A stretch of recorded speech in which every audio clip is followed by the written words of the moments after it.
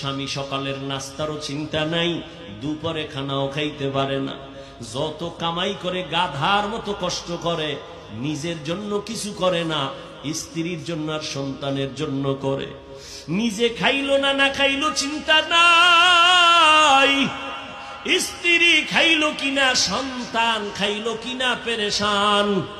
ঈদের বাজারে স্ত্রীর জন্য জামা কাপড় কিনে, সন্তানের জন্য কিনে, কিন্তু নিজের জন্য টেনশন নেই।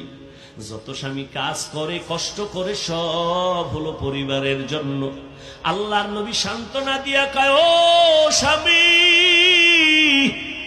তুমি যে কষ্ট কইরা তোমার স্ত্রী সন্তানের পেছনে তো টাকা ব্যয় করো, মনদারে এত ঘাবড়াইও না, শান্তির জীবন নাও, খুশির সংবাদ নাও।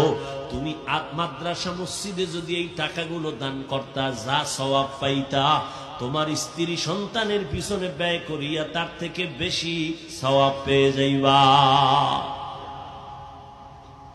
ও পর্দার আড়ালের আম্মা জান, ঘরে আসার পরে যদি স্বামীকে সালাম দিয়া বরণ করে একটু বুঝাইতে এনো, স্বামী আমার আব্বা জানের ঘর ছাড়িয়া মায়ের কোলের মায়া বাদ দিয়ে আমি আপনার ঘরে চলে আসছি, না খাইয়াও দিন কাটাইতে রাজি, খাইলে পাবো না খাইলে পাবো তার কোনো চিন্তা নাই, তবে আপনার কাছে আমার একটা দাবি, আমরা ঘরের মধ্যে বাচ্চা নিয়ে যে থাকি, আপনার কাছে অনুরোধ, কোনোদিন হারাম টাকা ঘরে নিবেন না, ঢুকাবেন না।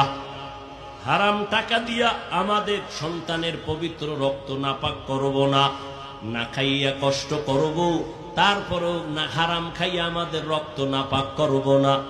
ও আম্মা জান, আপনি যদি এইভাবে হাসি মুখে স্বামীটাকে বুঝাইতেন, ঘরের মধ্যে কোনো স্বামী হারাম ঢুকাইতে পারত না।